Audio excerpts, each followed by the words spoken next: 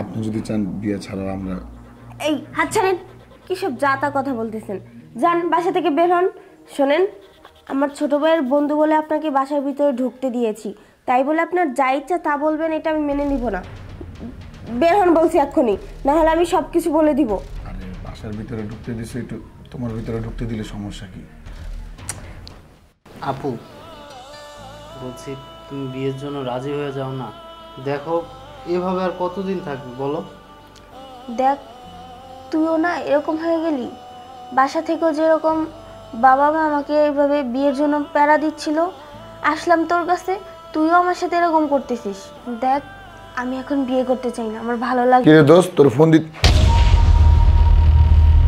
কিরে মামা, তুই দেখি তোর বাসায় মাইয়া মানুষ নিয়ে থাকস। আরে এটা কোন ধরনের কথা? এটা ব্যাচেলর বাসা, আর মেয়ে মানুষ নিয়ে থাকবো মানে? এটা আমার বোন। বোন? তোর বোন তোর লাগে থাকে, কই আমার তো কইলি না। আরে বন্ধু, আমার সাথে থাকে না, আমার কাছে এসেছে। আসলে আমার দুলো ভাই। আচ্ছা বস না, বসে কথা বলি। আপু তুমি একটু ভিতরে যাও।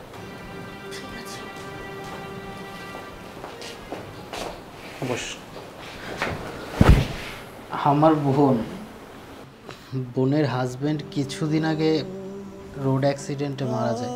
এরপর থেকে সমাজের মানুষ, আত্মীয় স্বজন বিভিন্ন ধরনের কথা বলছে। বাসা থেকেও সিদ্ধান্ত নিয়েছে বোনকে বিয়ে দেবে, কিন্তু দেখ ওকে না কোনোভাবে রাজি করাতে পারছি না।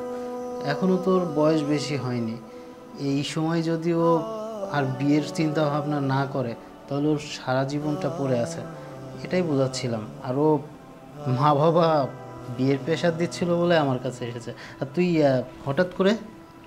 আরে তোর ফোন দিতেছিলাম, তুই ফোন ধরতেছিস না, তাই বাসা চলে এলাম। ও আচ্ছা, ঠিক আছে, একটা কাজ কর, চল আমরা ছাদে গিয়ে কথা বলি। ঠিক আছে চল।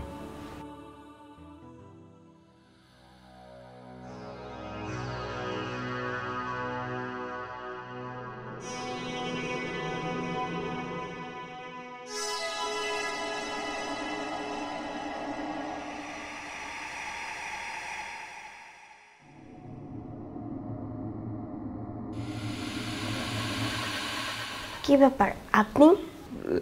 আপা, এই কথা কি এখানে দাঁড়ায় বলবেন নাকি ভিতরে আসতে বলবেন? ঠিক আছে, আসেন ভিতরে আসেন।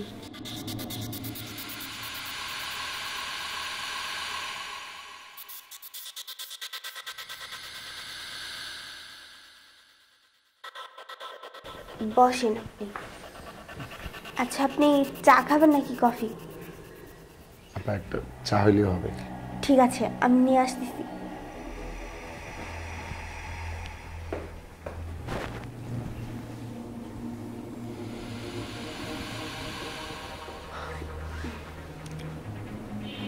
এই নিন।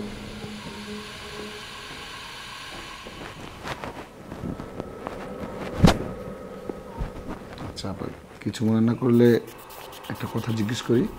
বলেন। আপনার হাজবেন্ড কি করে? ব্যবসা করে নাকি চাকরি করে?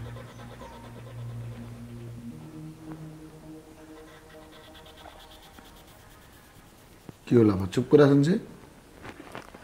দুলাভাই কি করে বলেন?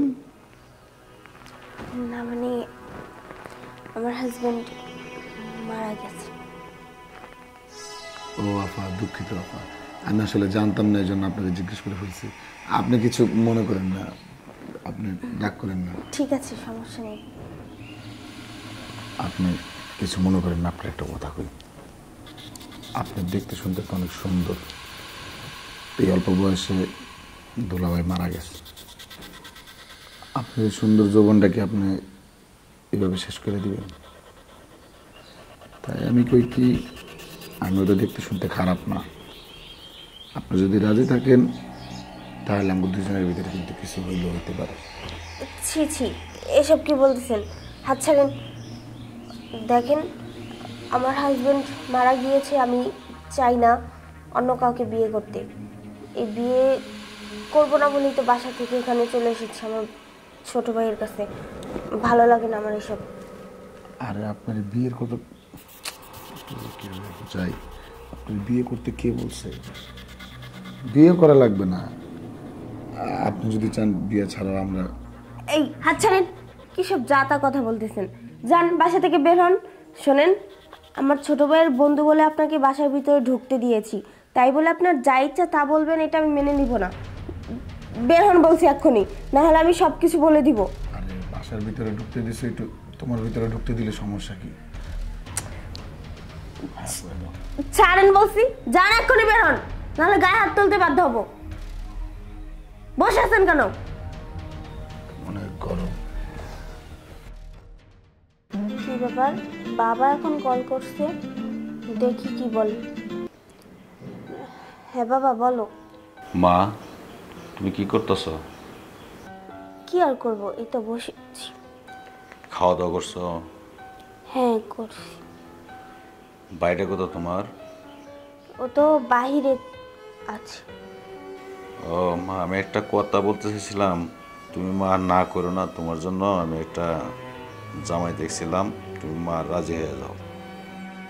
বাবা, আমি তো তোমাকে আগেও বলেছি, মাকেও বলেছি, দেখো আমি এখন বিয়ে করতে চাই না। আমার হাজবেন্ড মারা গিয়েছে, তাই বলে কি আমি আরেকটা বিয়ে করে নিব? না বাবা, আমি এটা কখনোই করতে পারবো না। তোমরা এসব ভুলে যাও, আর এরপর থেকে আমাকে বিয়ের ব্যাপারে কোনো কথা বলো না। দেখ মা, এই ছেলে মানুষ এগুলো করিস না। আমি তোকে অনেক মারধর করছি, তোর মা অনেক মারধর করছে, বিয়ের জন্য তুই বাড়ি ছেড়ে ফেলে তুই পায়ের বাসায় গিয়ে পড়ে রয়েছিস। আমার তো মা খুব কষ্ট লাগে তোর জন্য। লক্ষ্মী মা না, তুমি রাজি হয়ে যাও, আমি তোমাকে বিয়ে দিয়ে দেবো মা। বাবা, তুমি যদি এরপরে না বিয়ের কথা বলো, তাহলে কিন্তু আমি আর কখনো কোনোদিনও তোমাদের সাথে কথা বলবো না। আমার দু চোখ যেদিকে যায় আমি সেই দিকেই চলে যাব, ভাইয়ের কাছেও থাকবো না।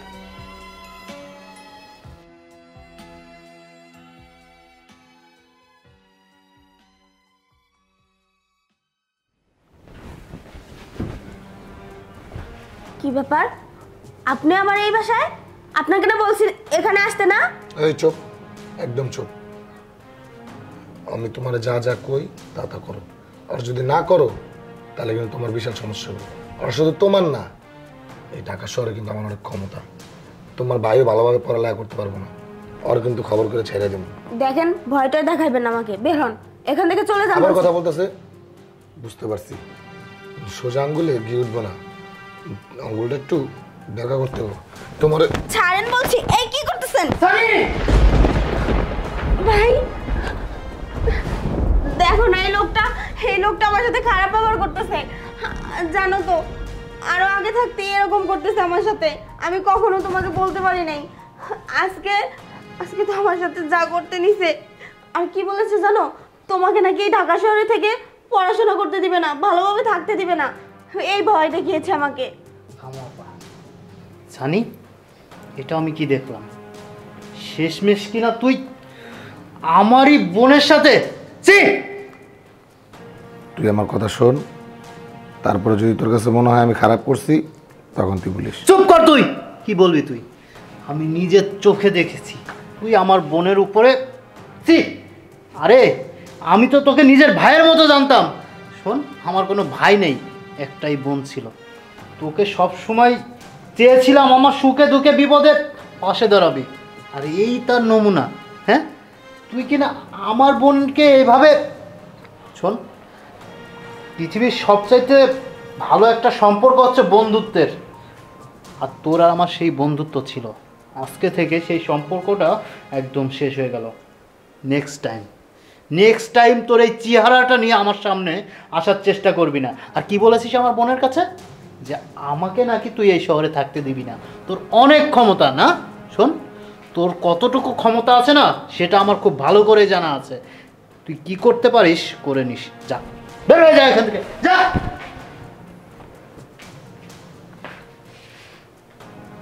বোন, দেখেছিস? হ্যাঁ, তোকে বলেছিলাম না যে সমাজের মানুষ ভালো না। আর মা বাবা, আমি কি কারণে তোকে বিয়ে করার কথা বলি জানিস?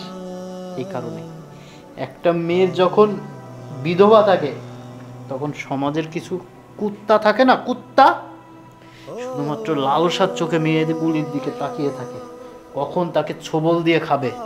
শোন বোন, তুই এখনো চিন্তা ভাবনা করে দেখ তুই কি করবি। দেখো ভাই, আমি বুঝতে পেরেছি আমার ভুলটা। আজকে যদি আমার সাথে এই ঘটনাটা না ঘটতো, তাহলে তো আমি কখনো বুঝতেই পারতাম না যে বিয়ের পরে একটা মেয়ের হাজবেন্ড যদি মারা যায়, তাহলে সেই মেয়ের এই সমাজে কোনো দাম থাকে না, কেউ তাকে সম্মান দেয় না, শুধু খারাপ নজর দেয়, খারাপ কিছু করার চেষ্টা করে। আমি বুঝতে পেরেছি। ঠিক আছে, তুমি বাবা মাকে বলো আমি বিয়ে করতে চাই, বিয়ে করে সংসার করব, আর এইভাবে থাকবো না। যাক, আলহামদুলিল্লাহ বুঝতে পেরেছিস, তবে অনেক দেরিতে। শোন, মা বাবার কাছে আমি বলবো বিষয়টা, আর তুই যেহেতু বিয়ে করতে রাজি হয়েছিস, আমরা খুব ভালো একটা ছেলে দেখে ধুমধাম করে তোর বিয়েটা দিব। আর এখনই আমরা চল বাড়িতে ফেরত যাই, মা বাবার সাথে দেখা করি। ঠিক আছে। চল।